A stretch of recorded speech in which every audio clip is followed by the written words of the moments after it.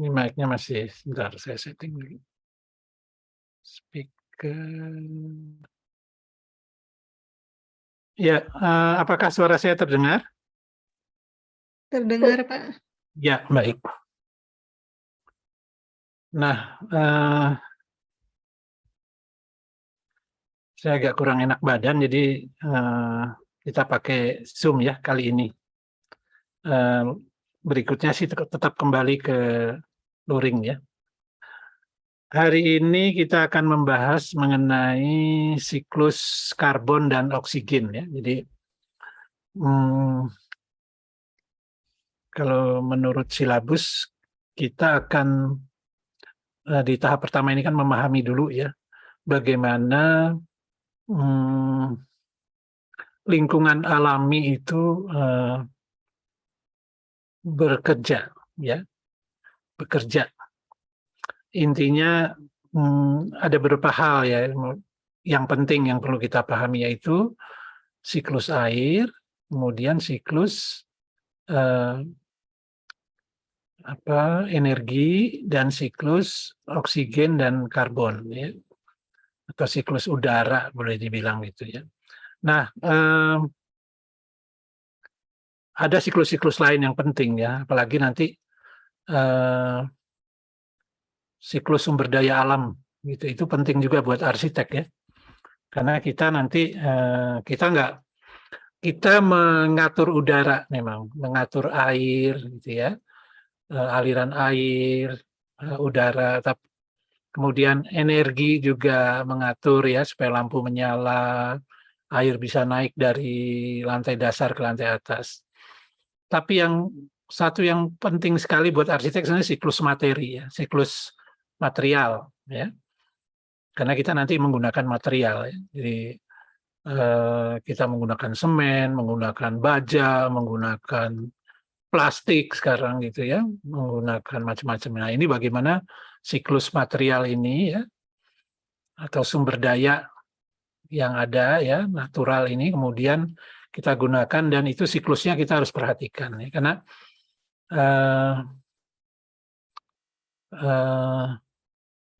itu kemudian ya, bagaimana penggunaan material itu akhirnya akan mempengaruhi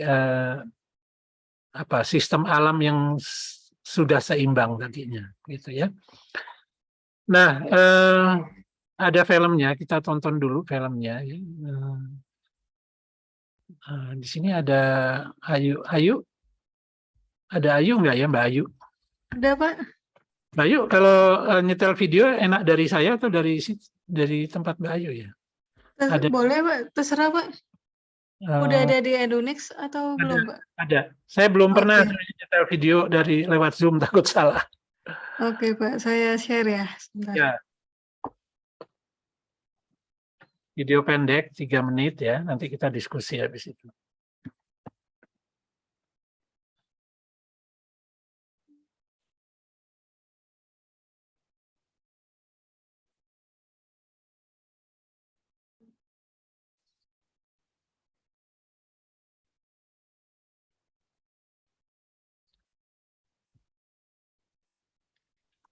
The air around us is made up of many different gases, including oxygen, carbon dioxide, nitrogen, and inert gases.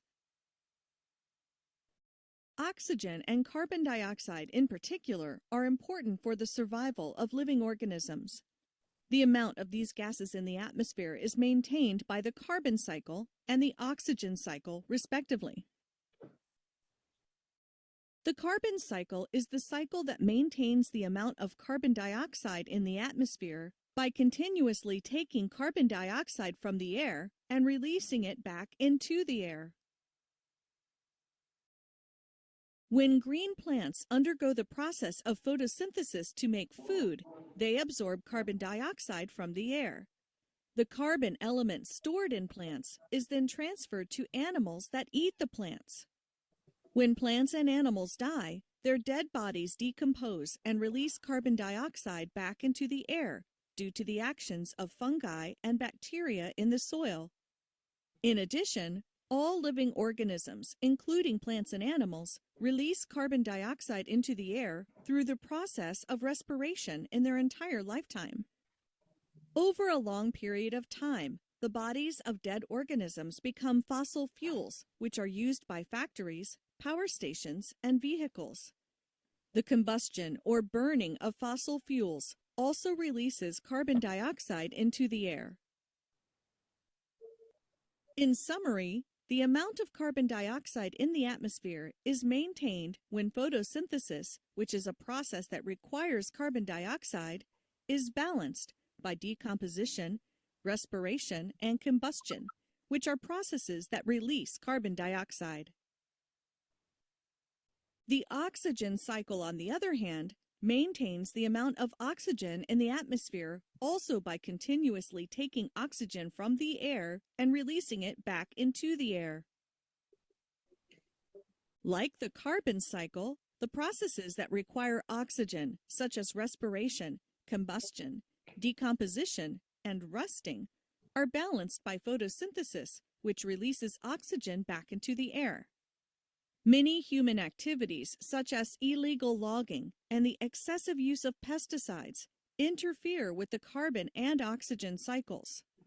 The consequences of this interference include global warming and the greenhouse effect, which may eventually cause fertile lands to become dry.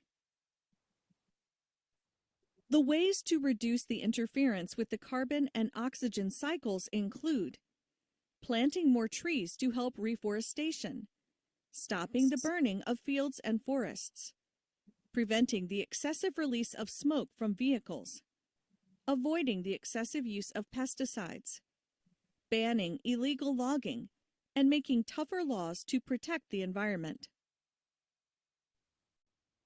Oke, baik. Makasih. Ya, tadi kita sudah lihat ya, film singkat tentang siklus karbon dan siklus oksigen ya.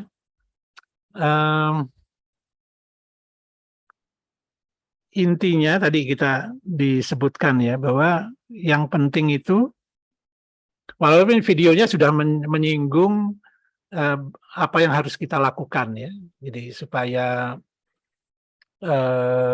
siklus karbon yang ada sekarang itu tidak terganggu. Tapi intinya sebenarnya ya, siklus karbon itu lama sebelum manusia ada, itu siklus karbon ada dan siklus oksigen juga ada. Jadi jumlahnya juga sama ya dari dulu sampai sekarang. Cuman keseimbangannya itu yang berubah ya. Keseimbangan yang ada itu di mana kandungan oksigen di paling banyak tuh dari oksigen sama karbon dioksida ya, kalau di udara ya. Di udara nih kita bicara di udara ya, di atmosfer. Oksigen dan karbon dioksida CO2, O2 dan CO2, mana yang lebih banyak menurut Anda?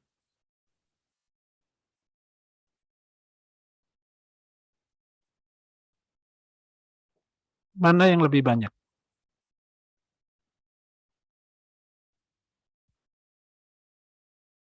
Alia Fadilah Rasida, coba. O2 dan CO2, tadi kan dibilang paling penting ya di udara ya. Dua yang ada di udara gitu, oksigen dan karbon dioksida. Mana yang paling banyak di udara? Alia Fadilah, ada?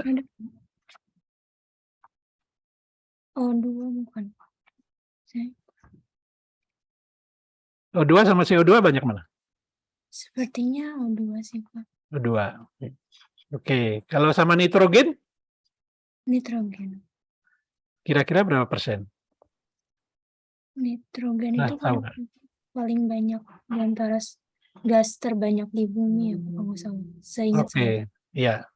Jadi sekitar 78% itu nitrogen, oksigen itu 20 mendekati 21 begitu ya.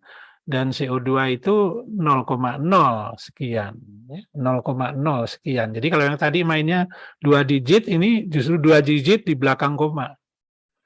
0,03, 0,03 setengah begitu ya, 35 gitu. Ya, kebayang ya komposisinya. Jadi kalau kita bilang saya sedang menghirup oksigen nih gitu ya. Saya butuh oksigen nih keluar gitu ya. Sebenarnya Anda menghirup nitrogen. Ya. Ya, jadi kan ya begitu ya. Benar nggak? Kalau 78% kandungan udara itu nitrogen, ya Anda pantasnya menyebut saya menghirup nitrogen nih. Gitu ya, walaupun yang Anda butuhkan oksigen. Beruntung ya, manusia bukan beruntung, tapi memang manusia itu tidak bisa mengolah nitrogen. Ada senyawa-senyawa organik yang bisa mengolah nitrogen menjadi protein gitu ya. Tapi kalau manusia nggak bisa, ya. Manusia membutuhkan O2 untuk apa? Ada yang tahu? Helmi?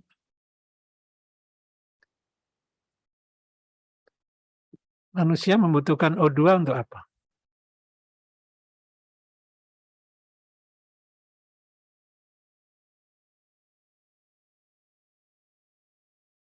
Halo? Helmi Abdillah ada? Untuk membuat energi, Pak. Oke, ya. Jadi membuat energi dari apa? O2-nya itu energi atau apa? O2 itu energi atau apa? Dari makanan, Pak. Ya, jadi makanannya Dibakar. ya, tadi istilahnya combustion ya. Jadi combustion Anda tuh sama dengan mobil gitu ya. Pembakaran gitu ya. Jadi ada karbon, kalau mobil itu fuel gitu ya, BBM ya, Pertamax, Pertalite gitu. Kemudian disentuh dengan kadar tertentu, dibakar dengan oksigen ya.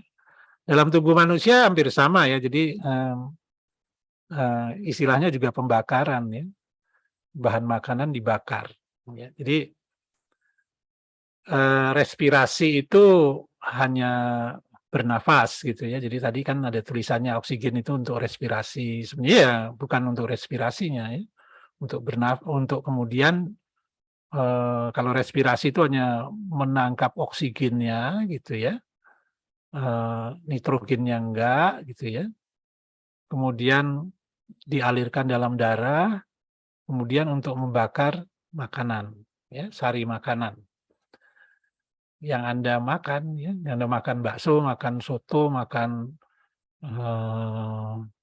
apalagi steak gitu ya, jadinya nanti energi kan gitu. Kayak mobil, kereta api uap zaman dulu masukin kayu gelondongan, kayu cemara, kayu jati, semuanya dibakar gitu jadi energi.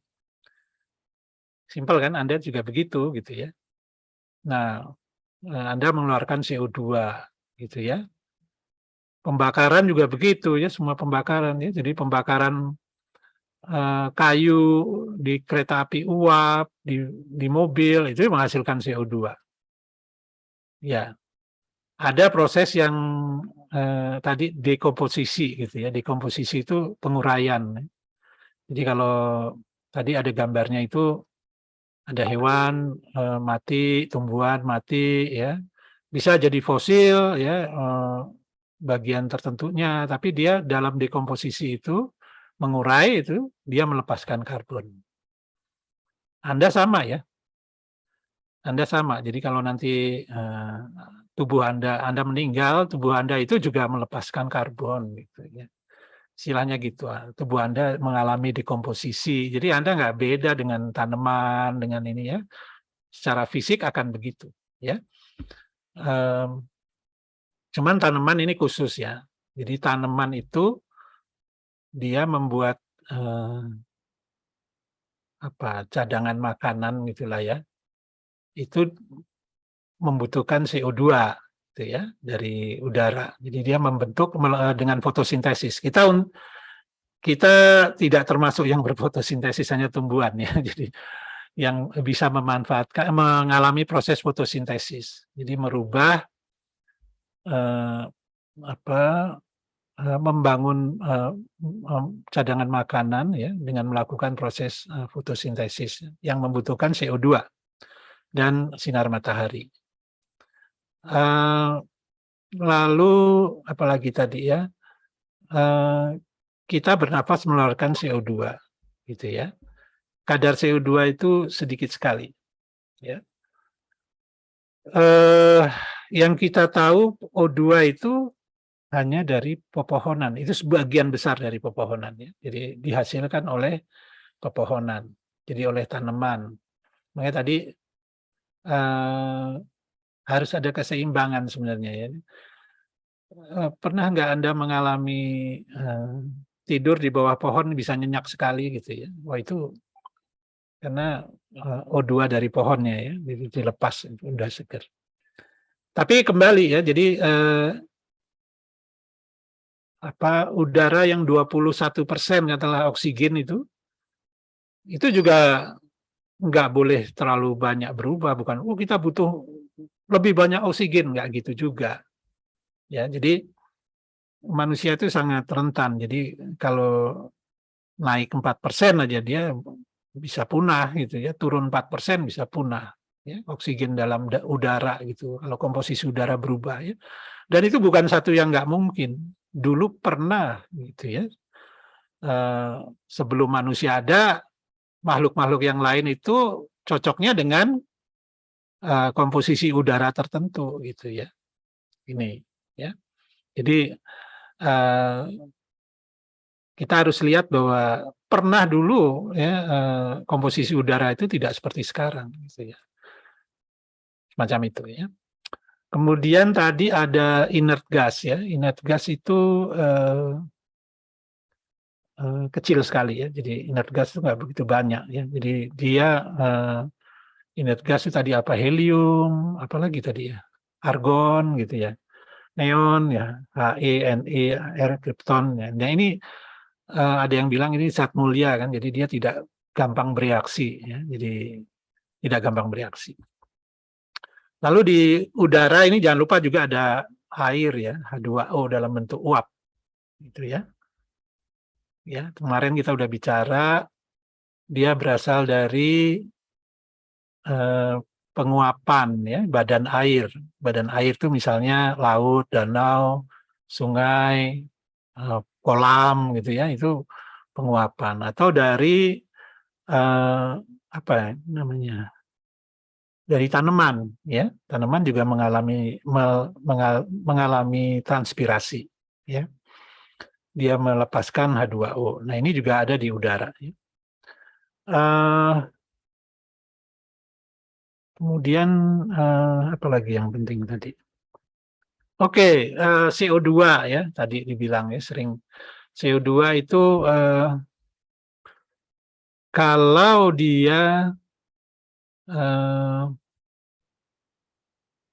kalau dia berlebih, kalau kita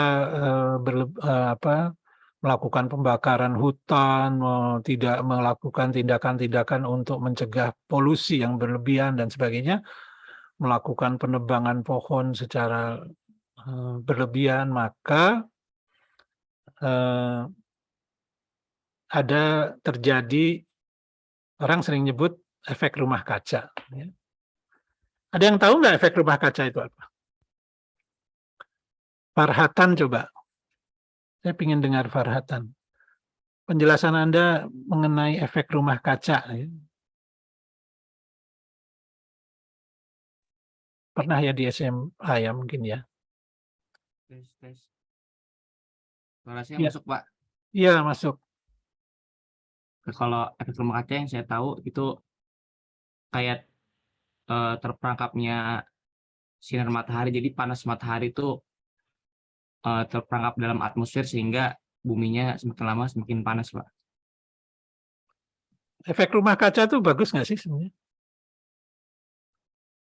Berkonotasi buruk atau berkonotasi negatif atau netral? Kalau sejauh ini Anda sering pakai kata-kata nanti Biasanya berdampak efek rumah kaca gitu kan? iya, Ya, ini biasanya sejauh ini negatif. tuh efeknya negatif, Kak. Oh gitu ya. Iya. Eh, jadi efek rumah kaca harus dihilangkan gitu. Mungkin nggak sepenuhnya ya, karena kalau misalkan nggak ada yang terperangkap juga nanti nggak jadi dingin malah buminya kan, Pak. Iya. Ya, jadi efek rumah kaca itu satu proses yang natural ya. Efek rumah kaca ini harus diluruskan. Jadi efek rumah kaca lah yang membuat udara kita itu rata-rata 30 derajat Celcius gitu ya. Atau kalau malam dan siang hari itu enggak ekstrim sekali. Ya, kalau Anda tinggal di mana di planet yang atmosfernya tidak mungkin terjadi efek rumah kaca seperti di bumi ya, mungkin ekstrim sekali, malam itu dingin sekali, siang itu panas sekali. Ya.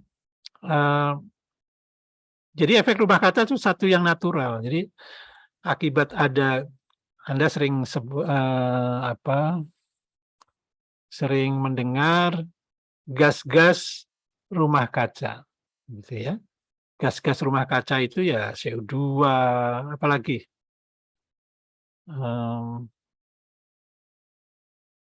nitrogen termasuk ya. Pokoknya gas-gas yang ada di udara itu dia memang tadi bekerjanya adalah saat siang kan matahari memanaskan bumi ya.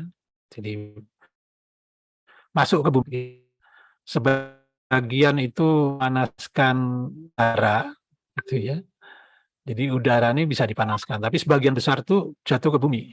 Sebagian dipantulkan ya. Sinar matahari itu sebagian dipantulkan, tidak sampai lapisan bumi, lapisan udara di bumi, tapi ada yang memanaskan bumi, memanaskan udara di sekitar bumi.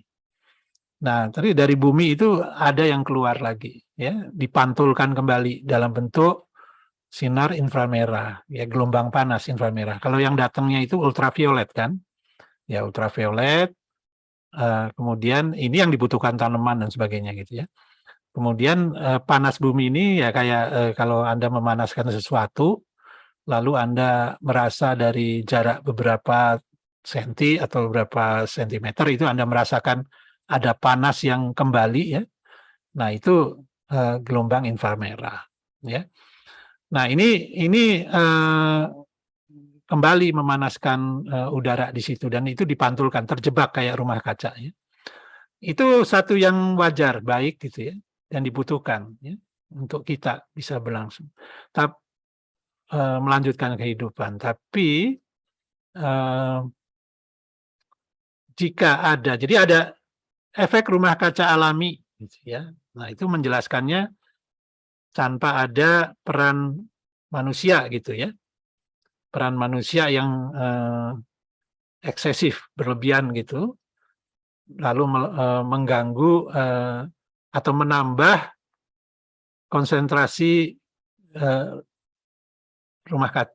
gas-gas rumah kaca. Ya, menurut penelitian itu sekarang sudah double ya, jadi gas rumah kaca. Jadi makanya kita makin panas. Di Bandung ini zaman saya kuliah dulu ya, itu kalau pagi masih berembun ya, berkabut. Ya, kalau saya pergi ke kampus itu ruang kelasnya hampir sama dengan Anda ya sekarang gitu ya. Walaupun bangunannya bangunan baru yang sekarang, dulu bangunan lama.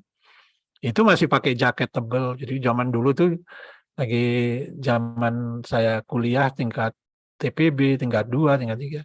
Tuh banyak ya kalau ke sekolah itu pakai jaketnya zaman dulu jaket tentara yang hijau-hijau gitu. Tebal itu kan. Kalau sekarang dipakai panas. Ya, panas banget gitu. Jadi kalau zaman itu masih berkabut gitu ya. Masih dingin Bandung. Nah, mungkin sekarang naik berapa derajat ya, suhunya udah mungkin 4 derajat gitu ada rata-ratanya Bandung ini. Ya, jadi memang terjadi pemanasan global ya.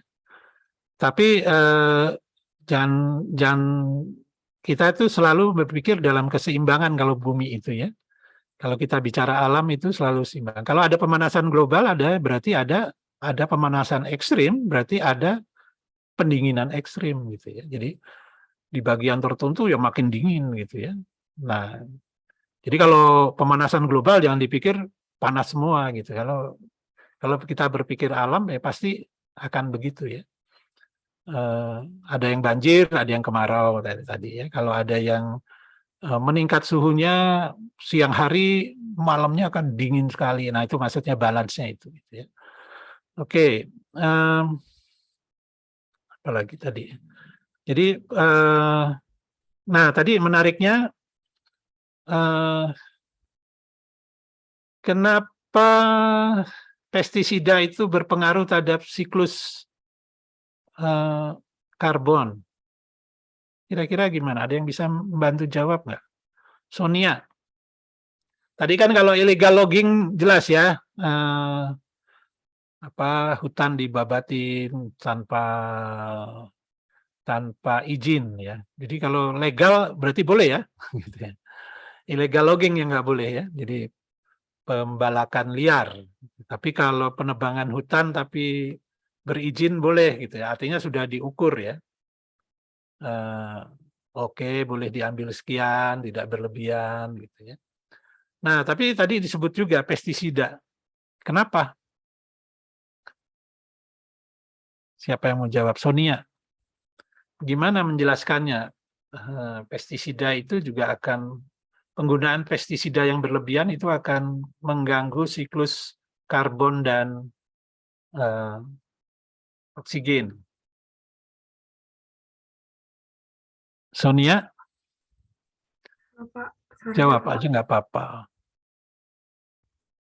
halo Pak, suara saya masuk gak Pak? Masuk merdu. Oke Pak.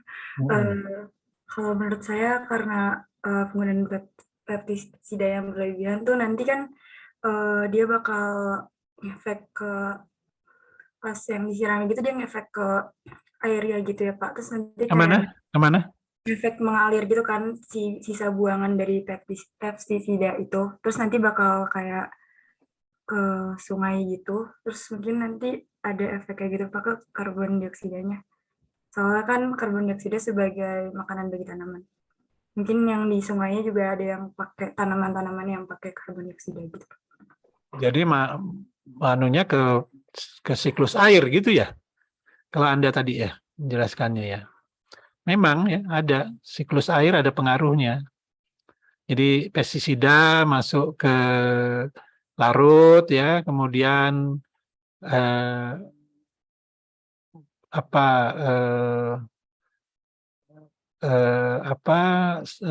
organisme-organisme lain yang tidak disasar juga ikut mati ya.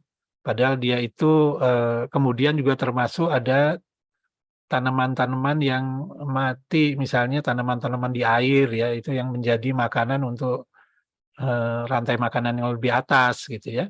Itu juga akan terganggu. Tapi gimana dengan karbonnya ya? Sebenarnya kalau tadi kan juga ke air ya, ke air, kemudian ada binatang yang punah karena ini ya, karena pestisida itu. Tapi pestisida ini sebenarnya mengurangi kesuburan tanah ya. Jadi ya tadi organismenya banyak yang mati di situ, cacing-cacing ikut mati, kemudian padahal cacing itu yang mengolah nitrogen dan sebagainya gitu ya. Jadi kesuburan tanahnya berkurang, ya tanamannya juga berkurang gitu ya. Jadi kesuburan tanah berkurang, tanah ininya berkurang. Jadi tumbuhan ya tidak tumbuh dengan baik gitu ya. Tadi ada lahan yang sama sekali jadi tidak subur ya, unsur haranya hilang semuanya. Ya, gitu ya. Jadi semacam itu. Nah, kalau slide terakhir tadi bicara mengenai apa yang harus dilakukan gitu ya. Jadi secara umum gitu ya, karena itu videonya bukan untuk arsitek gitu. Nah, saya ingin dengar ya apa nih sebagai arsitek harusnya gimana ya setelah berkaitan dengan siklus karbon nih. Ya, ada kesadaran kita, ada pengetahuan, kita punya pengetahuan sekarang bahwa oh gitu ya siklus karbon. kondisinya rentan ya.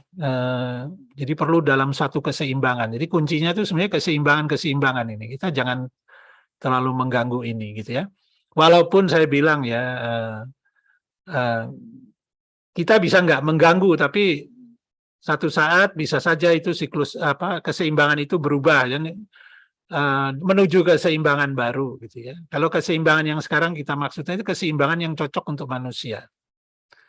Ya, kalau tiba-tiba ada apa ya yang mengakibatkan CO2-nya terganggu atau oksigennya terganggu ya, ya bisa saja bukan karena manusia juga ya, tapi paling tidak ya kita nggak bisa bilang ya dunia ini satu-satunya penentu baik buruk itu hanya manusia gitu. Tapi dunia itu mempunyai cara sendiri ya. Bumi itu mempunyai cara sendiri dan cerita sendiri gitu ya. Memang manusia ini berpotensi gitu ya, paling tidak mengganggu keseimbangan tadi, air, energi ya, kemudian udara ya, oksigen dan karbon, mengganggu keseimbangan sehingga akhirnya membahayakan spesies manusia gitu ya. Itu intinya ya.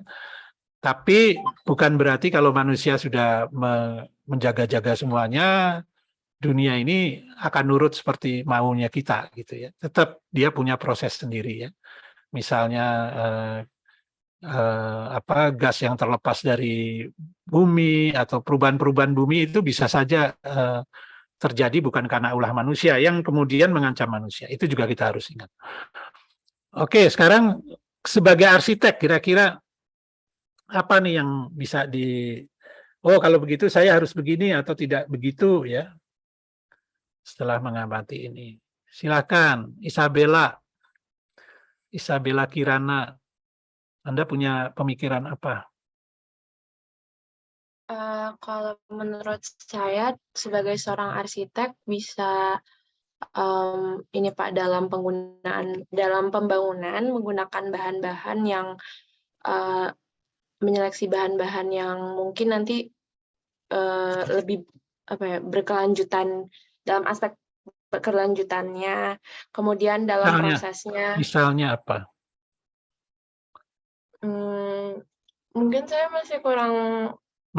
Sebut aja bahan apa yang menurut Anda lebih baik pakai bahan ini daripada ini. Misalnya bisa nggak membandingkan dua bahan gitu. Bahan ini lebih baik daripada bahan ini. Misalnya atap sama bahan atap misalnya. Atau bahan dinding. Bahan apa?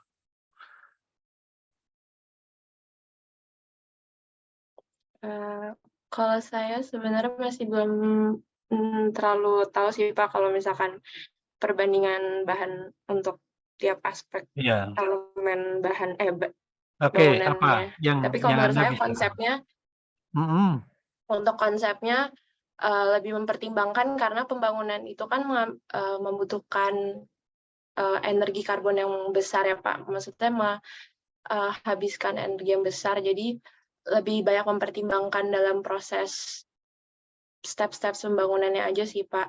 Dan lebih nanti lebih mementingkan dan mengutamakan untuk dampak berkelanjutannya seperti apa, lebih ke efisiensinya juga gitu sih Pak. Kalau menurut saya harus memegang konsep yang seperti itu. Oke. Memakai ini enggak, misalnya kayu menurut Anda gimana? Bangunan kayu gitu. Kalau dulu kan bangunan alami ya gitu ya. Sama bangunan yang Anda milih bukan kayu gitu. Kalau menurut saya, kalau setahu saya kan kalau di Indonesia sendiri untuk menggunakan bahan kayu lumayan perawatannya lumayan susah karena di Indonesia mudah ada rayap kan pas tahu saya kalau misalkan untuk penggunaan lantai kayu, jadi untuk perawatannya susah, mungkin bisa diganti. Kalau misalkan masih ingin menggunakan ada kayunya, misalkan antara sudah menggunakan kualitas kayu yang dengan perawatan yang sudah baik atau kualitas yang sudah sangat baik, mungkin sudah ada sekarang, atau bisa diganti dengan mungkin ubin yang udah, saya ada ubin yang punya finishing yang kayak kayu gitu Pak, jadi kayak terlihat seperti kayu tapi dia itu ubin gitu. Menurut saya seperti itu sih Pak. Oke, ya. Jadi memang kalau kita berkaitan dengan rantai karbon ya tentunya bagaimana, misalnya kalau kita mendesain ya kalau sudah ada pepohonan jangan ditebang, itu satu. Kalau bisa ditambah, ya kan? Jadi perbanyak ini yang menghasilkan oksigen gitu ya, alat yang menghasilkan oksigen, karena kita sudah nebang banyak gitu ya, dengan membuat permukiman dan sebagainya. Itu banyak hutan yang dulu itu keseimbangan itu dijaga oleh oleh tanaman itu ya, kemudian sekarang hilang. Jadi itu satu. Jadi kayak ada aturan koefisien daerah hijau itu bukan karena supaya sejuk aja melihatnya gitu ya, oh ada hijau-hijau gitu ya, tapi kita paham bahwa oke, kita ikut mengembalikan ya, menjaga keseimbangan bumi gitu ya. Kemudian menggunakan kayu ya, ini juga bukan berarti nggak boleh ya, tapi kita harus kembali ya, kalau kita menggunakan kayu nggak apa-apa sih, ya kita hitung aja, kita menggunakan seluas ini, tapi kita menanam 10 kalinya. Misalnya gitu ya, diwajibkan begitu, itu menurut saya bisa gitu ya. Banyak penggunaan sebenarnya yang kita lihat juga itu masalahnya bukan di penggunaannya, tapi di pas skalanya ya. Jadi penggunaannya terlalu masif sekarang itu, banyak sekali, besar-besaran gitu ya. Tapi kalau kita lihat penggunaan kayu itu ya rumah-rumah tradisional dari zaman dulu pakai kayu gitu ya. Cuman mereka menggunakan itu seperlunya gitu kan. Kalau sekarang kita bicara industri ya, jadi kayu memang ditebang bukan untuk dipakai sendiri, tapi untuk bahan dagangan gitu ya. Nah, ini yang jadi enggak juga kita harus misalnya bangunan tradisional Aceh atau Minang ya, itu Padang itu dibuat kemudian nggak boleh dari kayu, yang nggak bisa gitu ya. Nah, yang kita harus cegah itu memang yang terlalu berlebihan, sehingga ya jadi masalah itu kan gini,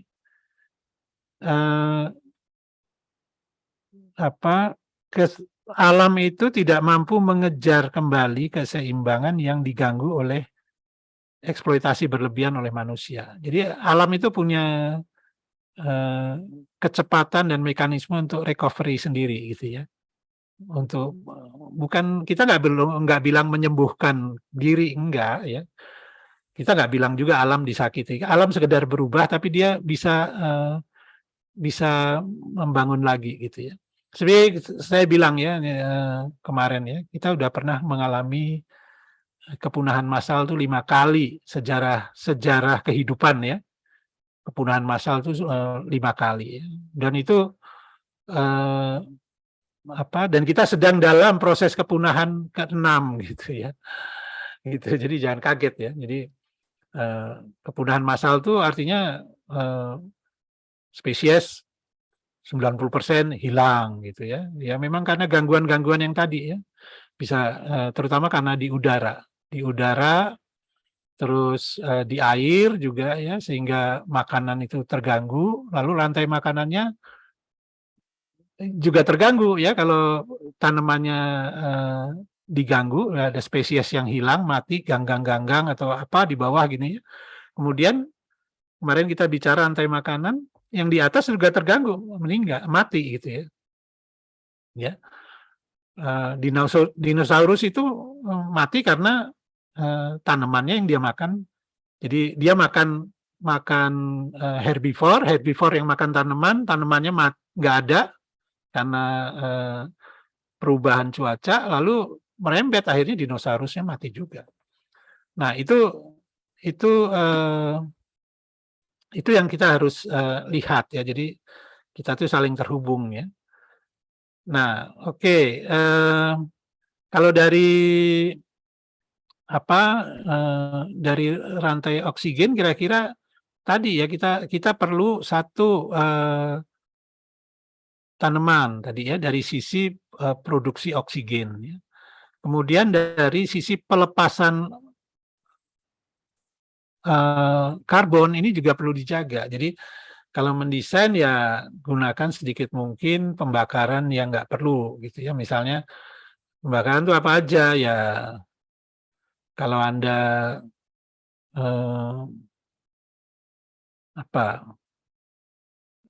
ya kalau sebuah kota misalnya Anda merancang kawasan ya, kalau kawasannya bisa naik sepeda bagus gitu ya, ditunjang gitu. Tapi kalau semuanya serba motor gitu ya, pakai listrik tapi listriknya dari mana gitu ya, listriknya dari PLN-nya masih pakai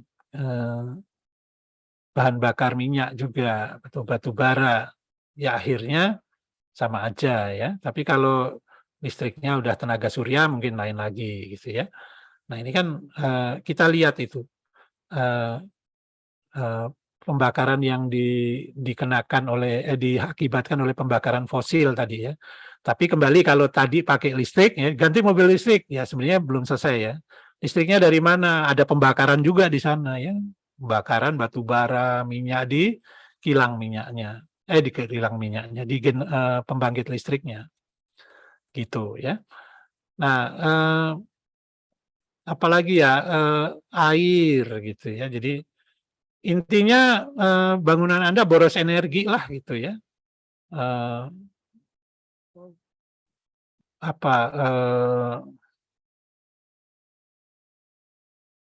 Bangunan satunya bagus ya, karena dia bisa memanfaatkan aliran air yang ada. Jadi kebetulan Anda ada stream kecil yang melewati atau anak sungai kecil yang melewati site-nya, kemudian dia olah ya. Ini ada kolam di sini, dia turunkan, ada kincir lagi, ada air terjun, dia bisa olah itu ya. Istilahnya meminjam air itulah gitu ya, untuk kemudian diolah gitu. Sampai selain dipakai juga untuk menyiram tanaman, untuk macam-macam gitu. Nah, tapi ada juga arsitek yang sebenarnya nggak ada, dia nggak punya potensi itu, tapi ingin ada air terjun ya, dibuat pakai pompa listrik gitu ya. Ya itu masalahnya di situ ya. Ingin kolam yang luas ada air mancurnya gitu ya. Kalau yang tadi air terjun alami gitu ya, mungkin bagus. Atau kalau air mancur dia buat karena tekanan gravitasi ya, memang dia di bagian bawah ya dia buat air mancurnya gitu ya. Tapi karena gravitasi sebenarnya dari atas gitu ya, memang tanahnya memungkinkan gitu. Nah ini kan tidak ada itu bagus ya, tidak memperparah pembakaran ya, tidak menambah karbon karena pelepasan karbon karena pembakaran ya. Nah, saya akan coba share screen, kita lihat di PPT-nya. Tadi beberapa sudah saya bahas ya. Mana ya PPT-nya? Sebentar. Oh. Oke.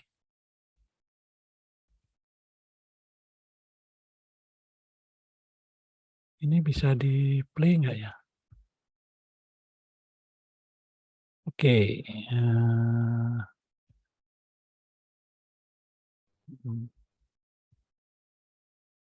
Ya, kelihatan ya. Ya, jadi kalau ini kemarin udah belum? Oke, sini. Oke, ini.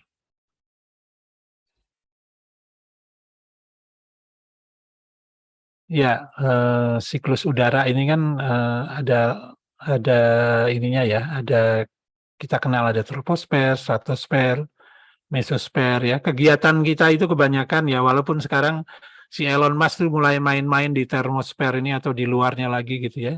Tapi kebanyakan orang itu ada di sini ya.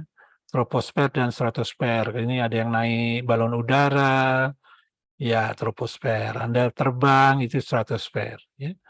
Ini manusia ada di sini ya. Secara bisa ada di sinilah ya.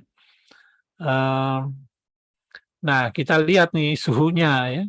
Di suhunya ini derajat Celcius ya. Kalau di troposfer itu suhunya mulai dari sini tapi berkurang setiap sampai naik 10 kilo gitu ya, 10 kilometer. Jadi berapa itu 10 kilo? 10.000. Jadi ini Mount Everest di sini kan, ya. Ya, Mount Everest itu puncaknya ya 8.800 ya. Jadi dia ada di troposfer ya. Kemudian ada ozone layer yang di sini. Ini sebagai gambarannya. Kemudian suhu itu bergerak semacam ini ya. Jadi ini ada yang paling dingin itu di atas. Jadi kalau kita dekat matahari itu di ruang angkasa itu ternyata nggak makin panas ya. Termosfer ini 90 kilometer ya, 90.000 itu suhunya minus ya. Gitu. Ini Anda langsung jadi kristal gitu kalau di sana ya. Nah ini kandungan udara tadi ya. Jadi tidak hanya oksigen, karbon dioksida, nitrogen ya, tapi ada yang lain-lain. Tapi jumlahnya sangat-sangat kecil. Ya. Ini ozon ini ada di mana tadi? Di sini ya. Jadi kita nggak temuin di sini O3 itu kita nggak temuin di sini. Ini lapisan ozon yang rusak itu yang dibilang bolong itu di sini. Nah ini juga harus Anda ngerti ya. Jadi kalau Anda milih AC gitu ya, AC-nya pakai apa nih zat pendinginnya? Ya, ada zat pendingin yang sekarang udah dilarang ya untuk digunakan karena dia merusak ozon. Itu hampir semua sekarang sudah sudah memperhatikan itu ya. Tapi AC zaman dulu itu masih ya menggunakan cairan pendingin yang merusak ozon ya. Kalau dia dilepas. Jadi kalau AC diisi ulang gitu kan melepas gitu, cos gitu ya. Nah, kalau yang sekarang sudah aman. Oke, troposfer tadi sampai 50 km di sini ya, sampai ini troposfer dan stratosfer. Ini tempat manusia berkegiatan ya. Nah, ini kalau dibilang ada badai, ada angin aliran udara, pergerakan awan, itu semua di sini. Ya. Kenapa? Ini dipengaruhi oleh siklus tadi H2O ya. Siklus air ya, kemarin kita bicara, tapi ini karena ada di udara jadi kita bicara juga di sini. Kenapa ini kok labil sekali ya? Troposfer dan stratosfer ini ya. Itu karena air itu punya kemungkinan dia berada dalam fase yang berbeda ya. Ada cair, ada beku, ada uap gitu ya, ada embun gitu ya. Nah, ini yang menyebabkan pergerakan. Ya, perbedaan tekanan dan pergerakan. Ini ya, jadi sirkulasi udara ya, medium dari iklim nih.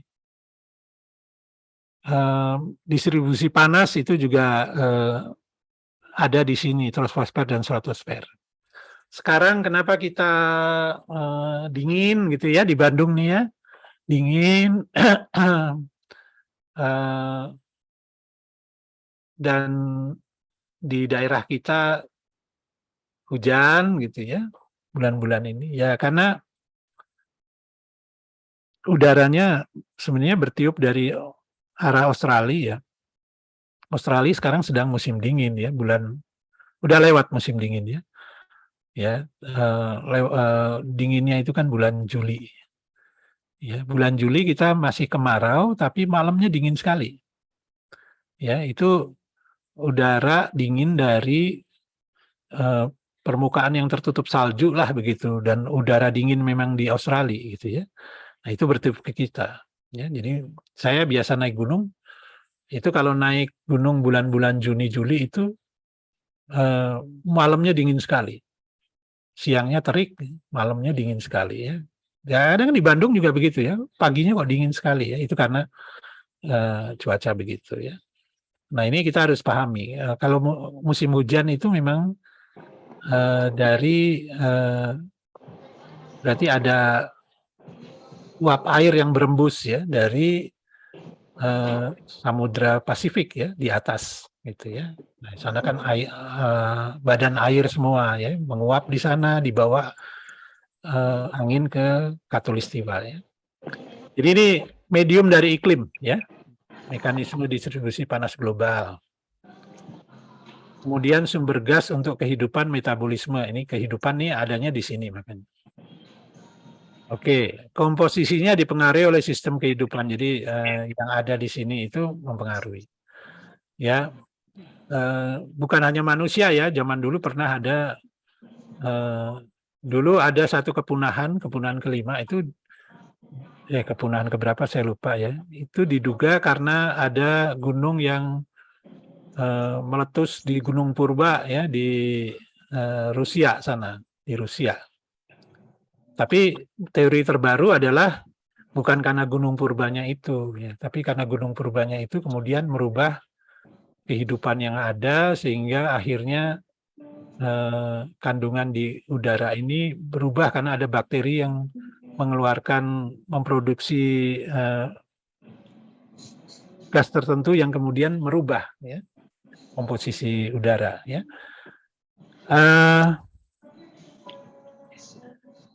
Oke, jadi ada zat anorganik dan zat organik ya. Ini juga Anda lihat tadi. Sorry, kita langsung aja.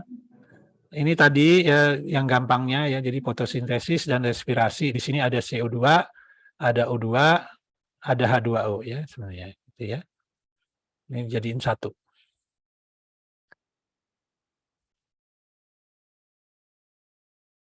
Oke, penghasil oksigen ya. Nah, jadi kalau kita lihat memang kenapa Indonesia sering disebut paru-paru dunia gitu ya. Ya. Paru-paru dunia itu bukan, kalau kita paru-paru itu kan seolah-olah paru-paru itu yang mendapatkan oksigen ya, istilahnya tepat apa enggak. Ya, tapi ini harusnya yang memproduksi oksigen gitu ya. Ya kan? Hutan tropis itu bukan paru-paru dunia ya, tapi paru-paru dunia itu soal yang kemudian membutuhkan oksigen gitu ya. Ini malah dia akan mengambil CO2 kemudian memproduksi oksigen. Ya. Makanya negara kita itu kalau Anda lihat petanya kemarin bersamaan dengan mungkin Brazil, Argentina, Amerika Selatan sana, dan sebagian ada di Afrika juga, yang termasuk hutan hujan tropis, ini sangat dijaga gitu ya oleh dunia ya. Jadi sekarang kita sangat dibatasi kan, kita nggak boleh nebang ini. Walaupun dulu sebenarnya kita sudah ditebang habis-habisan dan kita jual ke negara-negara maju gitu ya. Jadi dan hutan-hutan mereka juga sudah ditebang. Jadi hutan mereka itu kan juga penghasil oksigen sebenarnya, tapi sudah banyak yang ditebang ya. Sama di Eropa begitu ya. Jadi ya sekarang kita yang ini. Tapi biasanya negara maju itu punya concern juga. Jadi kita punya dana green fund misalnya. Jadi kalau Anda punya kegiatan yang membantu, katakanlah membantu menjaga ekosistem gitu ya, maka terutama yang berkaitan dengan hutan itu dengan green atau reduksi energi, Anda bisa dapat tuh dana ya, jadi dana subsidi gitu ya, karena Anda mengkompensasi itu ya. Jadi industri-industri di negara maju itu biasanya mereka dikenai beban ada grant ya, mereka harus berikan grant ke negara tropis yang berkaitan dengan inisiatif untuk green gitu ya. Entah itu sifatnya merawat alam, entah itu sifatnya penggunaan teknologi yang ramah lingkungan, maka itu ada begitu. Nah ini cara yang kita sekarang ya. Tapi yang menarik itu, jadi kita harus lihat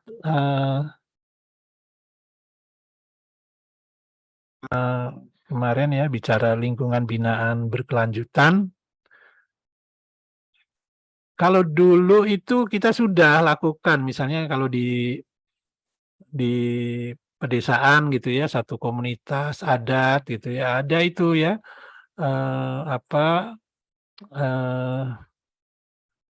ada aturan-aturan dan tata laku ya yang kemudian sangat menunjang ya kesadaran mereka untuk menjaga keseimbangan alam gitu ya.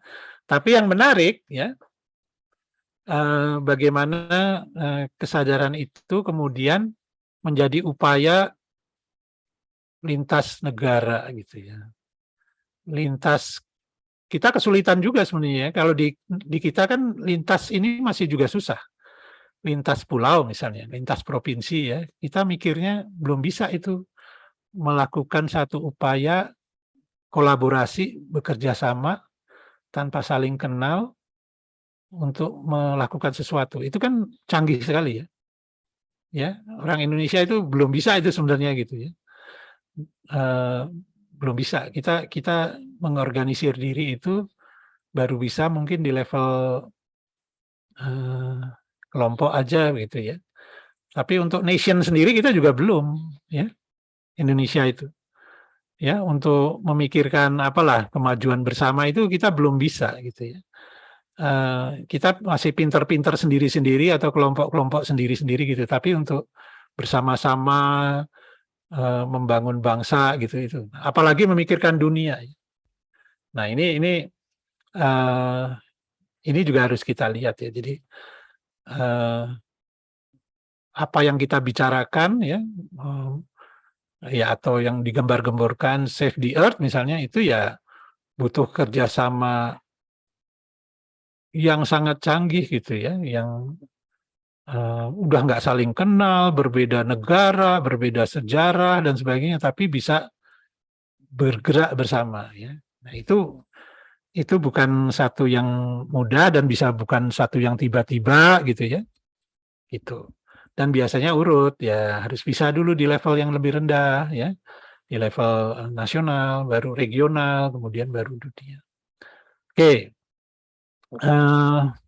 bagaimana itu tadi saya cuman ingin menjelaskan isu yang kita angkat sekarang ini ya, keseimbangan lingkungan binaan berkelanjutan yang diangkat nih sedunia nih kan, jadinya nih kita bicara nih siklus karbon, siklus ini urusan dunia, itu sangat besar ya, sangat besar dan masih jauh dari sebenarnya kesadaran manusianya sendiri ya. Hanya sedikit yang bisa melihat itu gitu ya. Kita masih sibuk dengan perang, kita belum melihat kita secara manusia itu masih lebih mudah melihat perbedaan daripada kesamaan gitu. Itu yang permasalahan. Jadi itu yang kemudian banyak hal yang termasuk isu lingkungan ini yang hanya bisa diselesaikan ya jika kita itu sebagian besar sudah mulai lebih bisa melihat kesamaan di antara kita daripada perbedaan gitu ya. Kalau di negara kita kan lebih gampang ya lihat perbedaan tuh gampang. Perbedaan agama, suku, klub bola yang di ini partai, wah, pokoknya gitu itu seru gitu ya. Nah, gimana bisa mengurus satu yang seperti lingkungan begini ya, kalau kita lebih banyak lihat perbedaan.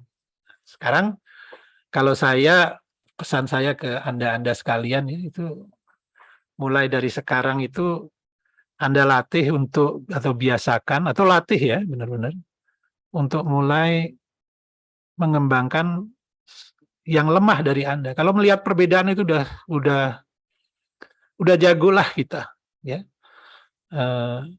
Si ini sama ini, oh beda tuh, hidungnya mancung satunya keriting, satunya ini gitu. Itu gampang, tapi melihat bahwa kita tuh sama-sama manusia, sama-sama ini, dan tinggal di bumi yang sama, itu kita nggak biasa lihat itu, ya, gitu. Jadi sekarang coba caranya gimana?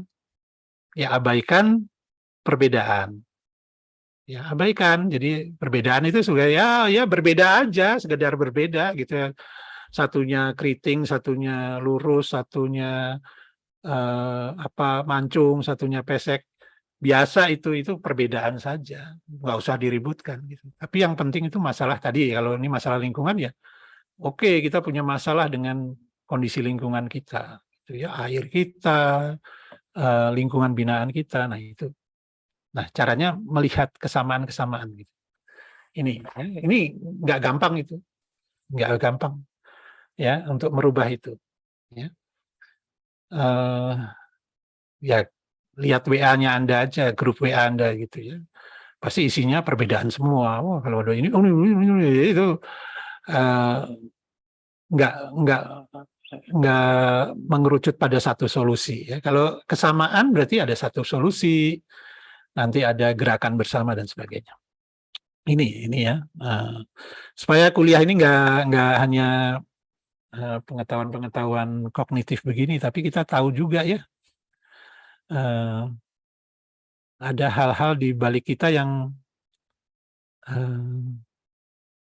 walaupun kita tahu itu kita melakukan juga gitu ya.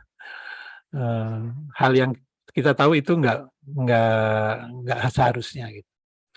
Nah ini global warming ya, ini juga harus dilihat ya. Jadi satu saat kita melihat ini bahwa sekarang sedang berproses ini, tapi bumi itu sudah berkali-kali, udah ribuan kali mengalami naik turunnya panas gitu. Jadi buat bumi itu biasa ya. Ya kita harus tahu kita lebih fokus saja. Ya kalau manusia itu ingin survive, ya dia harus pastikan ya bahwa lingkungannya itu sesuai untuk dia, gitu ya. Gitu. Kalau bumi sih baik-baik aja ya, walaupun tanahnya gersang, ini baik-baik saja. Nanti 1000 tahun lagi tumbuh lagi, gitu ya. Ini tadi sudah ya hampir sama nih.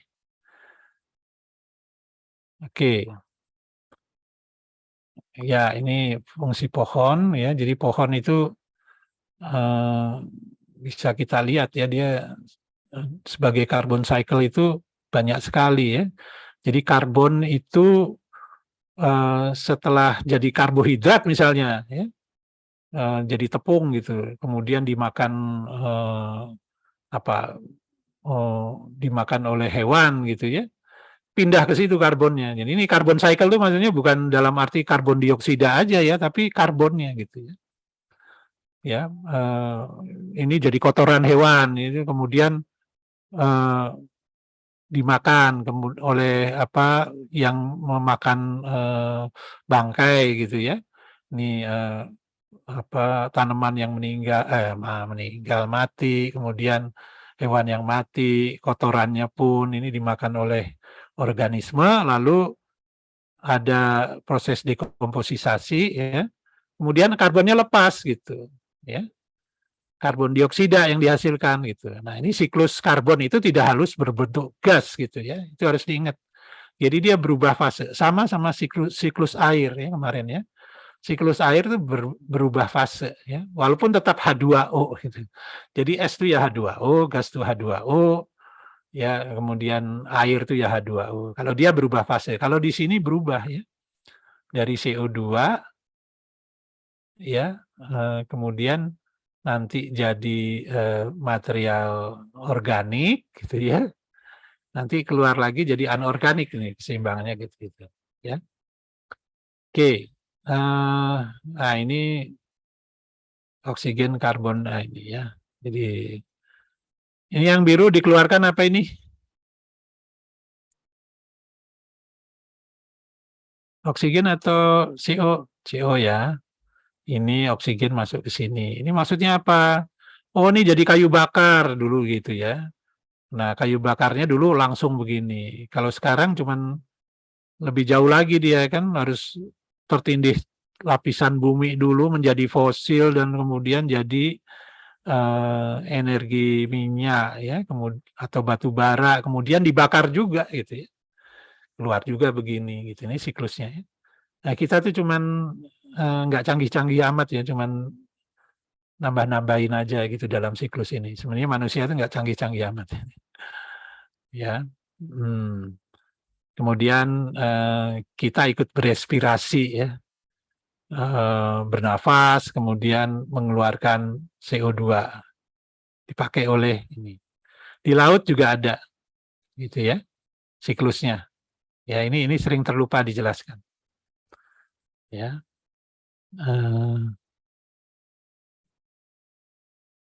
Ini hampir sama ya.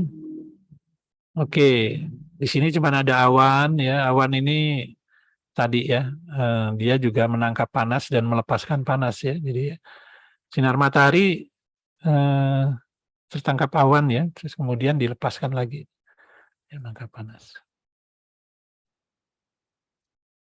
Oke, ada yang tahu kadar oksigen dalam darah kita berapa?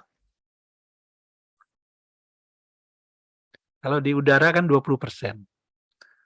Dalam darah berapa?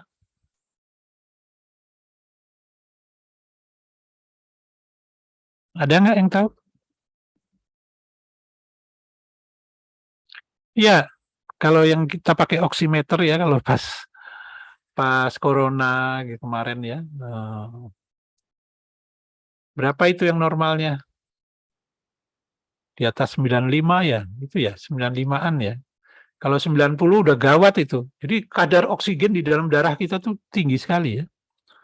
Ini kayak kita tuh dialiri oleh bahan bakar gitu ya untuk bakar inilah apa makanan yang ada ya, gitu. Nah, oke, oke, ini lewat, ya CO2 ya. Kalau Anda minum apa nih soda gitu ya, air soda karbonisasi minuman ini termasuk ya. Coca-Cola itu ada di sini ya. Mencegah terjadinya kebakaran. Jadi kalau kebakaran tertentu bukan disemprot air ya, tapi dikasih semprotin CO2 gitu. Ya, sehingga O2-nya terhalang untuk melakukan pembakaran gitu. Ini. Ya, kemudian dry ice itu CO2. Ya, kalau Anda pertunjukan ada dry ice CO2 gitu ya. Oke. Nah, ini nitrogen ya. Siklus nitrogen juga mungkin penting ya. Ini yang nitrogen sebagian besar di dalam tanah ya. Jadi di sini banyak bakteri-bakteri ya, saya lupa namanya ya. Tapi inilah yang menguraikan nitrogen, kemudian dia mampu merubah ya menjadi asam amino dan sebagainya. Ya. Kalau di udara ada sebagian ya, tapi sebagian kecil. Kalau manusia nggak mampu ya. Dia harus dirubah dulu masuk dulu jadi tanamannya dimakan baru.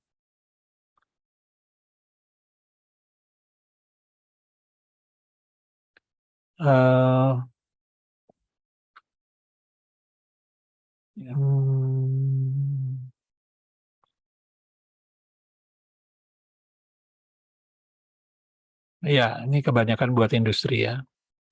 Jadi untuk bernafas sih sebenarnya ya kita tadi ya masukkan nitrogennya cukup banyak ya. Bahaya gas nitrogen dia dapat menggeser gas oksigen, ya bisa tidak sadar diri. Ini kalau kena nitrogen cair, jadi kalau di tol itu sering Anda lihat ya, truk besar ada tulisannya warnanya putih gitu ya, itu nitrogen cair. Ya. Jadi kenapa bisa cair?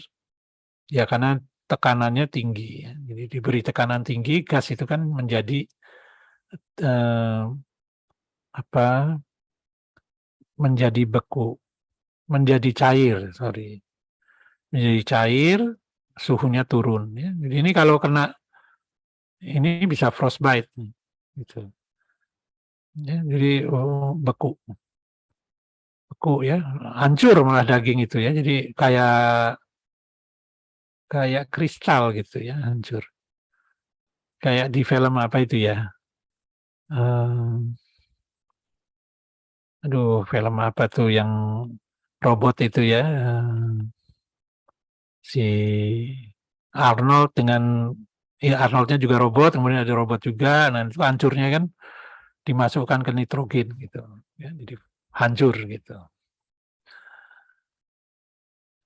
Nah ini sama ya. Jadi ada yang jadi fosil energi ini tersimpan dalam ini, selain siklus dia ada yang tersimpan di sini. Nah ini yang renewable energy ada di sini, ya.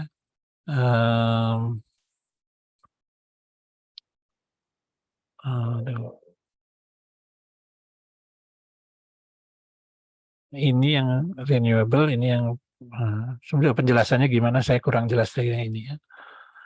Oke, ini hal lain fosfor ya, siklus fosfor ya. Oke. Siklus ozon ini ya. Jadi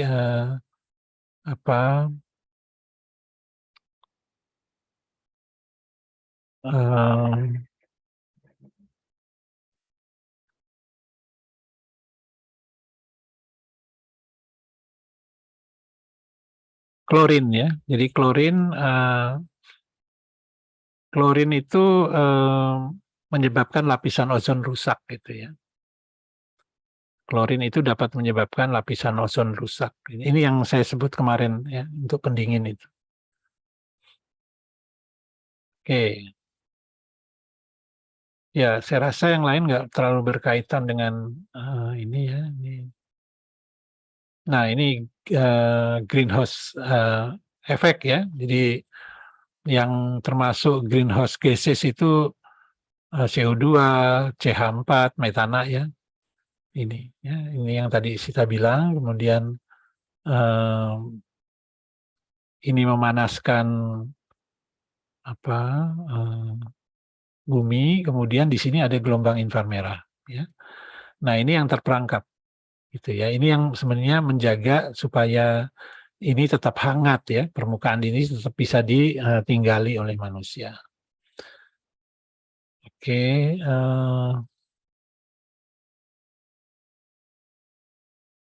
Ya. Greenhouse gas emission bar sector ya. Jadi kalau kita lihat ini tahun berapa, nggak ada tahunnya ya, tapi ini power station cukup besar. Kita lihat residensial ya. Ini kayaknya di negara maju ya, proses industri. Jadi biasanya berdasarkan ini prioritas kita melakukan strategi pengurangan di porsi-porsi yang besar. Ya. Misalnya, pembangkit energi kita harus dirubah dari fosil kemudian menjadi hidro, atau misalnya tadi ya yang pelepasan yang renewable, salah satunya itu panas bumi gitu ya, panas bumi itu ya. Jadi ini bisa di sini. Industrial proses juga kalau bisa yang memang tidak menggunakan tidak menghasilkan banyak gas emisi ya, CO2 misalnya. Itu.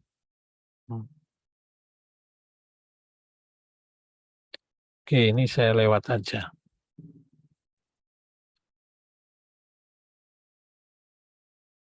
Ini cara mengurangi greenhouse efek tambahan ya. Jadi mengurangi sampah. Mungkin kalau mengurangi sampah buat arsitektur itu ya kalau makanan itu semua orang lah ya. Packaging dan sebagainya. Tapi kalau kita itu sampah bahan bangunan. Jadi Anda sering lihat ya kalau orang membangun ada proyek konstruksi. Itu sampahnya mulai dari mana itu? Nih ITB nih. ITB ya, dan konstruksi nih. Sampahnya mulai dari tutupnya itu, tutup proyek itu ya. Itu nanti jadi sampah itu. Ya, entah itu papan, entah itu plastik yang sedemikian besar itu jadi sampah. Ya, bagaimana sih mengurangi itu gitu ya? Bisa nggak dengan cara yang lain yang materialnya bisa digunakan lagi? Ya, kalau kita lihat tuh, itu kampus kita sekarang ya, banyak konstruksi sementara ya untuk menutupi area proyek ya. Itu jadi sampah semua. Satu yang hijau nanti bisa dipakai gitu ya, misalnya tanaman atau apa, minimal bisa dipakai lagi ya, jadi tidak sekali pakai ya. Kalau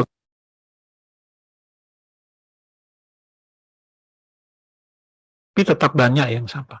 Itu baru tahap konstruksinya, persiapan konstruksi. Di konstruksinya kita lihat banyak ya,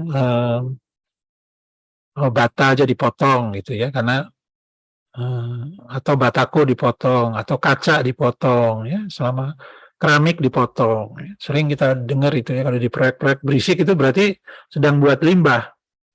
Entah itu memukul untuk memecah batu, atau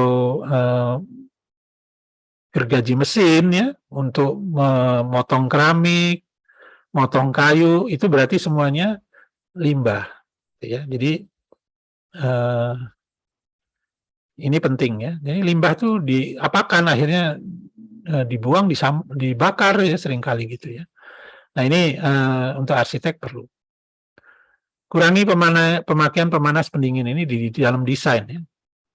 Dalam desain kita sedapat mungkin ya. Jadi kapan sih orang butuh, kalau di dalam satu rumah, kapan sih orang butuh AC ya, mungkin kalau tidur gitu ya, tapi kalau yang lain-lainnya misalnya di Bandung ya nggak perlu gitu. Kalau di Jakarta bisa nggak dibuat juga tidak pakai AC misalnya ruang duduknya dan sebagainya, tapi dibuat iklim mikro yang nyaman ya, misalnya 26 derajat deh gitu ya. Jangan sampai di Jakarta pakai AC 22 terus orangnya pakai baju hangat juga. Nah ini dicoba ya, pemakaian pemanas pendingin. Tidak memakai lampu pijar, ini kalau boros ya. Tapi kalau bisa juga pakai lampu yang dari solar ya, matahari ya. Dari solar panel ya, pakai matahari. Sekarang banyak itu. Paling tidak untuk lampu luar ya misalnya. Ya, untuk lampu luar rumah itu dia bekerja otomatis misalnya, kalau malam langsung nyala, tapi sumbernya dari matahari. Kalau ini nggak, di arsitektur mungkin nggak ada hubungannya ya. Kemudian produk hemat energi, biasakan kalau milih utilitas-utilitas yang pompa ya, kemudian AC ya, itu kan yang kira-kira arsitek nanti akan mikir itu ya. Pompa, AC, lift, gitu ya. Itu yang hemat energi. Ya, harus Anda hitung memang. Hemat energi ini secara jangka panjang ya, secara life cycle cost-nya, gitu ya. Jadi jangan yang murah aja tapi boros ya. Yang murah misalnya ambil produk yang paling murah, gitu ya, tapi nanti pemakaiannya boros, ya. AC-nya besar, listriknya. Kurangi pemakaian air panas. Ini coba lokalisir ya. Jadi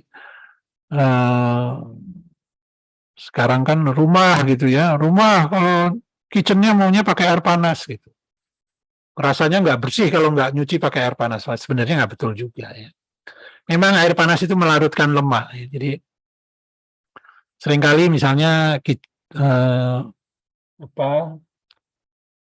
tempat cuci piring di rumah itu mampet ya, itu mungkin karena lemak gitu. Jadi begitu disiram air mendidih itu lancar lagi gitu ya. Memang air panas, tapi nggak perlu semuanya pakai air panas gitu ya. Nah ini arsitek harus pinter-pinter nih ya. Sering di rumah itu ada alat-alat yang harus pakai tekanan tinggi, misalnya water heater. Kalau di rumah pakai water heater, sering itu butuh pompa, airnya bertekanan tinggi ya. Tapi ya pilih-pilih, dipisah pipanya yang ke alat yang perlu tekanan tinggi ya disambungkan. Jangan sampai Anda mau cuci tangan di wastafel, nggak perlu tekanan tinggi, tapi nyalain pompa akhirnya karena Anda bukakan, pompanya bekerja. Ya, tekanannya tinggi, itu malah berlebihan cuci tangannya gitu.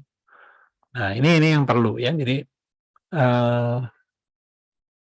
matikan sesuatu yang tidak perlu. Ya. Sekarang banyak ya sensor-sensor untuk mematikan lampu sendiri atau menyalakan sendiri. Jadi kalau sudah pagi, lampu-lampu luar tuh mati sendiri karena ada sensor cahayanya. Ya. Kalau dia sedikit terang di luar, dia langitnya udah terang, dia mati.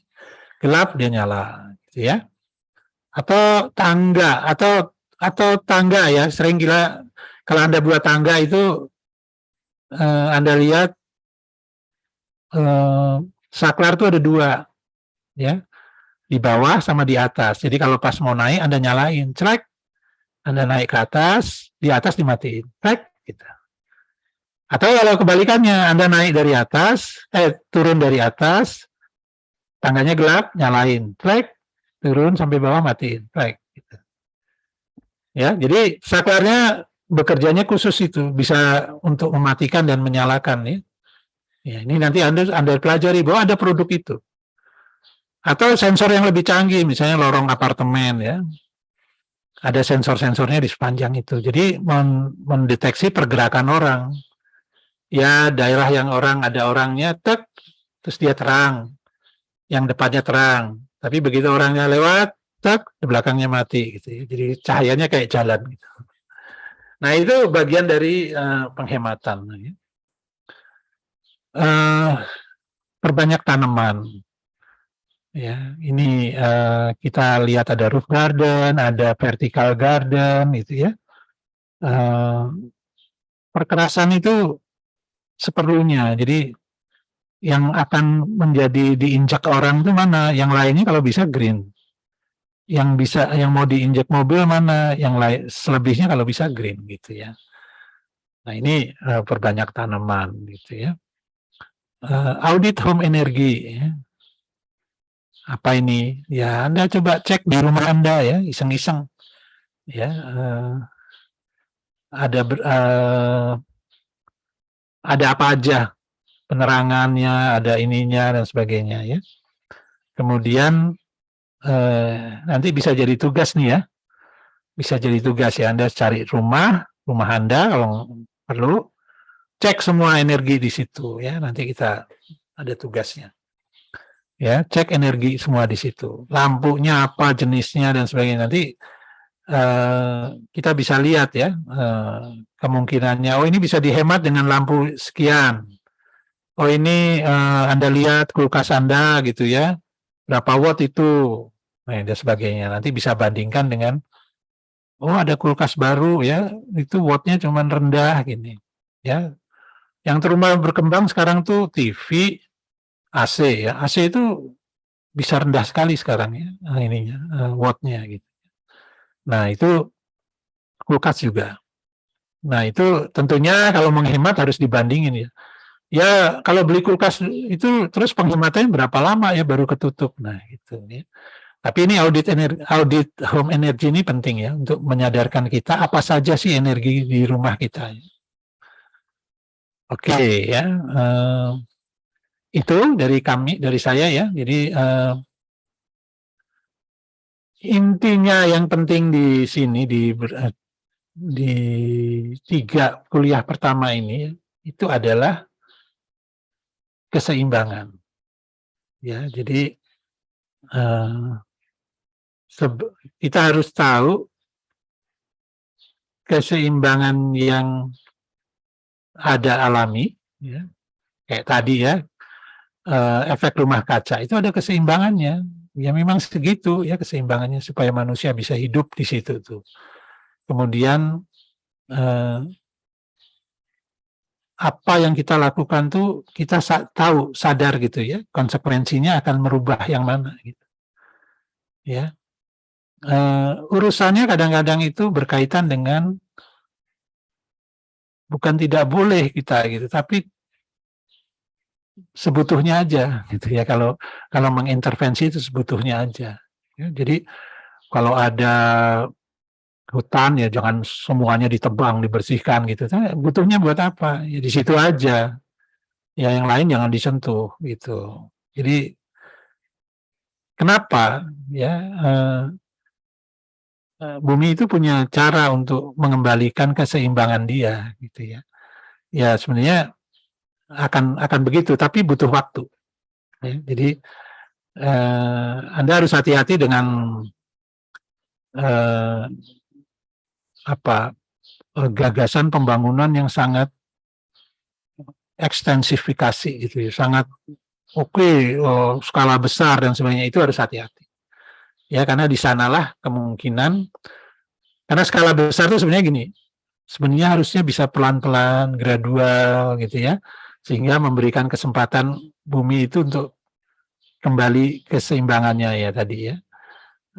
Tapi yang kita lihat sering kita tuh serba masif semuanya, besar-besaran gitu ya. Nah ini tentunya ada dampak. Ya. Pembangunan kota baru gitu ya, satu kota baru, berat gitu ya. Dibandingkan dengan kota yang dari kota kecil berkembang pelan-pelan gitu, biasanya bisa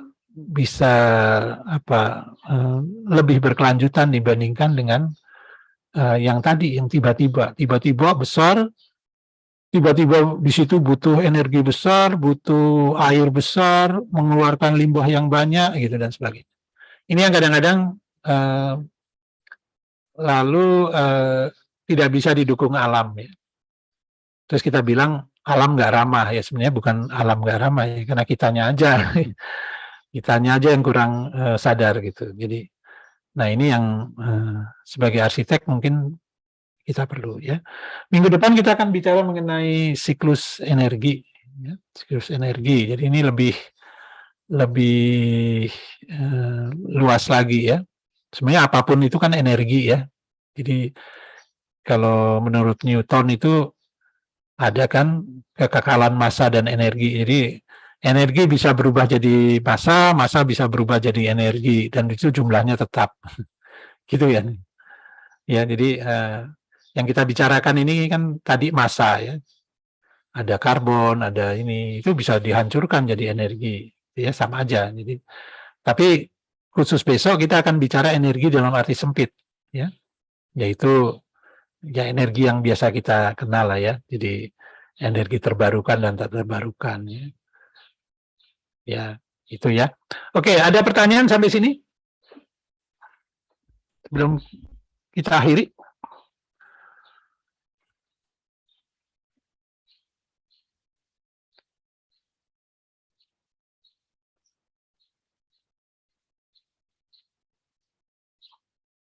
Ya.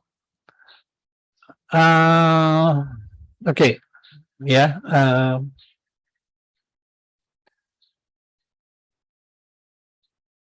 Cara paling baik kalau Anda bisa memahami tiga ini ya, bahwa Anda sudah paham gitu ya, tiga apa yang kita bahas dalam 3 kuliah ini, yaitu Anda mempraktekannya di rumah gitu ya. Jadi sadar pada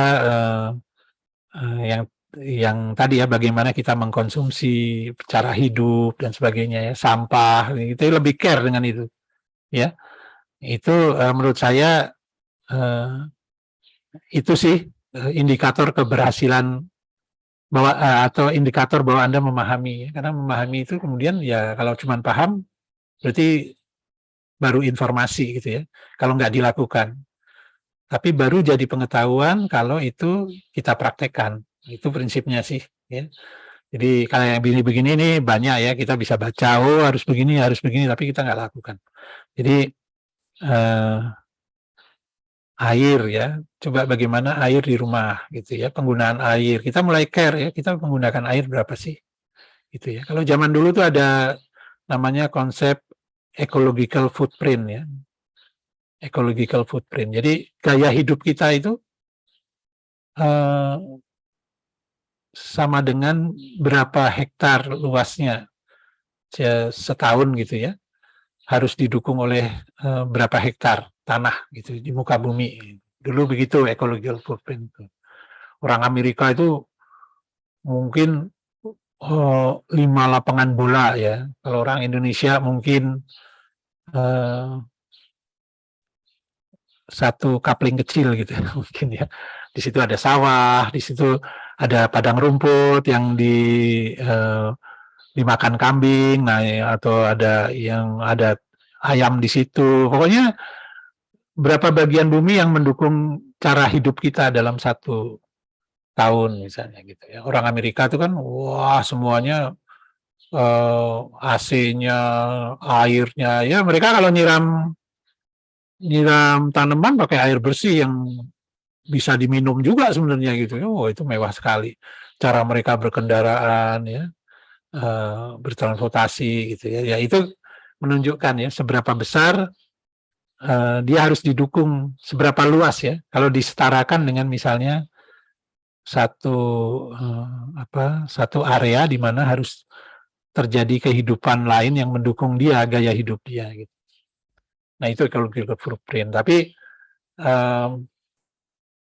itu kayaknya sudah ditinggalkan. Walaupun perlu ya sebenarnya itu untuk menyadarkan kita ya bahwa gaya hidup kita ini cukup sustainable apa enggak gitu ya. Maksudnya bukan untuk kita ya, bukan untuk kita sendiri, tapi mendukung keberlanjutan manusia gitulah ya. Terserah yang lain mau hambur gitu ya, kita jangan ya yang lain begitu ya kita begitu, enggak juga ya.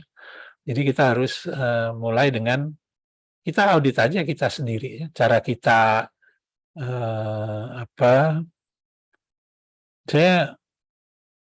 apakah kita care dengan lampu di rumah ya, jadi lampu yang nggak dipakai ya dimatikan gitu ya. Apalagi itu kalau di rumah ya, TV mungkin ya. Saya sering itu ya, jadi saya dilatih dari kecil oleh ayah saya ya. Dulu kami hidup di rumah yang kecil gitu ya, sangat menghitung pengeluaran gitu. Jadi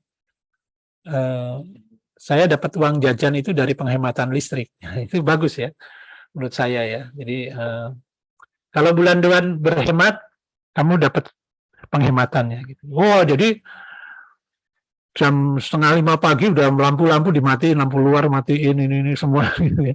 TV nggak ditonton dimatiin gitu ya, pokoknya galak gitu ya. Tapi memang buktinya memang berhemat ya. Jadi misalnya ini anggarannya sekian ya, misalnya anggarannya dulu listrik ya misalnya ini 20.000 gitu ya, kalau bisa berhemat sisanya ambil gitu. Nah itu sangat ini ya, sangat penting ya buat membangun itu kesadaran bahwa seberapa banyak yang kita konsumsi gitu ya, gaya hidup kita. Jadi gaya hidup itu katakanlah kalau kita itu cuma butuh berapa kalori sih gitu ya,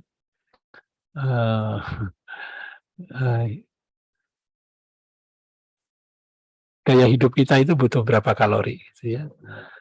Nah kalau makan itu berapa? 2.000 ya gitu ya. Nah, tapi kalau kemudian kita juga naik mobil gitu kalori juga kan ya, bensinnya ya sedikit-dikit apapun lah yang enggak yang naik tukang gojeknya gitu ya, kita pakai gosen aja ya itu juga ya. Gaya hidup kita itu termasuk yang itu tuh ya, yang membuat enggak itu makanan datang sendiri kita nggak pakai motor ya, motor kan orang lain tapi atas permintaan kita gitu ya. Nah itu gaya hidup ya, jadi itu perlu juga kita lihat. Oke, baik.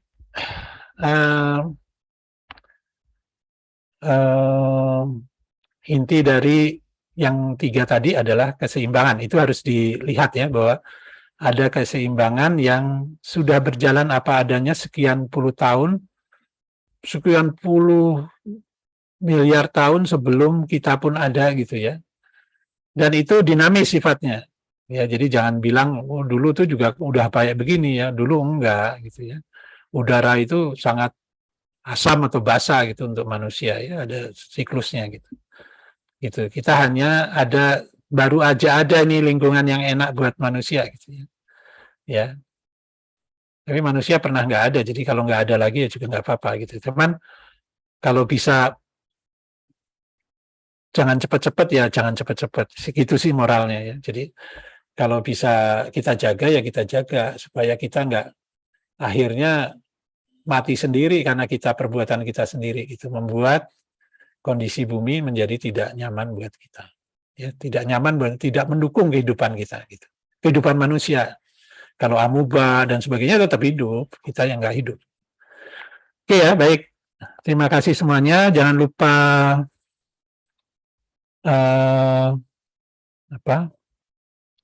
isi absen saya udah buka tadi. Baik, sampai jumpa minggu depan ya secara luring. Ya. Terima kasih Mbak Ayu atas fasilitasinya. Saya boleh bisa live ya. Sekarang kan ini Mbak Ayu yang punya ini ya. Oke, Pak. Terima kasih, Pak. Terima kasih semuanya. Terima kasih, Pak. Terima kasih, Pak. Terima kasih. Makasih, Pak. Terima kasih, Pak.